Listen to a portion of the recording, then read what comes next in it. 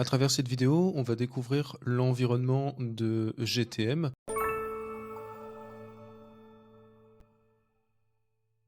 Dans un premier temps, on a ici la partie admin avec le compte et le conteneur. Le compte, ça équivaut à une entreprise. Et ici, la partie conteneur qui équivaut à Analytics à la partie propriété, avec également la gestion des utilisateurs et la partie installée Google Tag Manager où on aura les scripts de GTM et on pourra également retrouver l'identifiant de GTM du conteneur que l'on a créé. Ensuite, on a la partie version. En quoi ça consiste? Eh bien, quand on crée des balises, des déclencheurs, des variables, que l'on fait des tests et que l'on veut sauvegarder tout ça, dans l'espace de travail, on a ici envoyer, et quand on va cliquer sur envoyer, on pourra rajouter le nom d'une version. Donc c'est un titre que l'on rajoute tout simplement, et une description, ça c'est optionnel.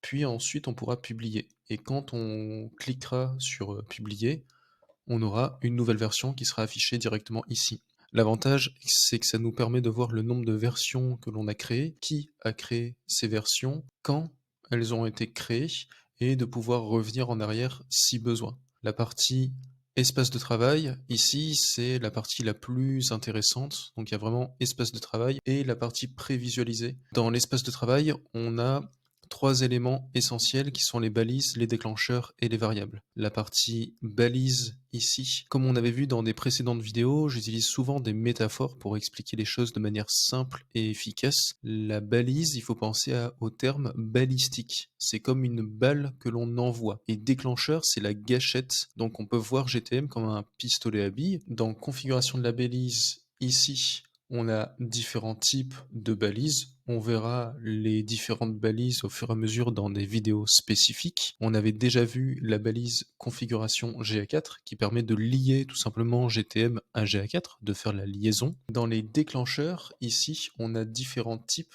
de déclencheurs. Si on clique sur le plus en haut à droite et que l'on reclique ici dans configuration du déclencheur, on a plein de déclencheurs différents. On fera également une vidéo dédiée au type de déclencheur pour vous expliquer la différence entre chacun d'eux. Une fois qu'on a bien intégré les notions de balise déclencheur, c'est qu'est-ce que l'on envoie, où est-ce qu'on l'envoie et quand est-ce qu'on l'envoie, on a les notions de variables. Les variables peuvent se rajouter aux balises et aux déclencheurs. Et on verra également les différents types de variables. Là, je vous montre un aperçu.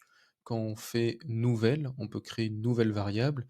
Et ici, on a différents types de variables. Donc on a balise, déclencheur, variable. Et nous, ce qui nous importe pour l'instant, c'est de bien comprendre que les balises et les déclencheurs sont essentiels. Et les variables peuvent se rajouter tant dans les déclencheurs que dans les balises. D'ailleurs, à savoir, et c'est ça le plus important à comprendre dans les variables, c'est des éléments qui nous permettent de stocker des valeurs, tout simplement.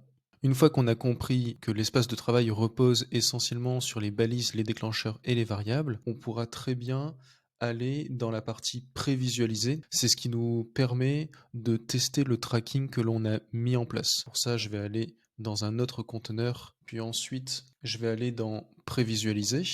Ensuite, ça me demande de renseigner ici mon site. Je vais cliquer sur se connecter. Et là, je vois qu'il y a une nouvelle fenêtre qui vient d'être ouverte. Donc un nouvel onglet avec ici une fenêtre en bas à droite. Ici, la partie prévisualisée. Donc là, je fais continuer. En fait, dans cette URL, on voit qu'il y a marqué gtm_debug. Donc c'est la page sur laquelle on va pouvoir simuler les actions d'un utilisateur. Ici, ça va nous permettre de voir s'il y a des balises qui se déclenchent en fonction des attentes. Là, on voit qu'on a GA4config qui a été déclenché. Pourquoi? Parce que c'est une balise de type page vue, donc c'est normal que ça se déclenche puisque on est directement sur cette page. Et au fur et à mesure, quand on créera des balises et des déclencheurs, ils seront affichés ici dans les balises pas encore déclenchées. Et quand on voudra simuler l'action de, par exemple, cliquer sur un bouton ou autre, on verra la balise qui se déclenche ou pas en fonction des actions demandées.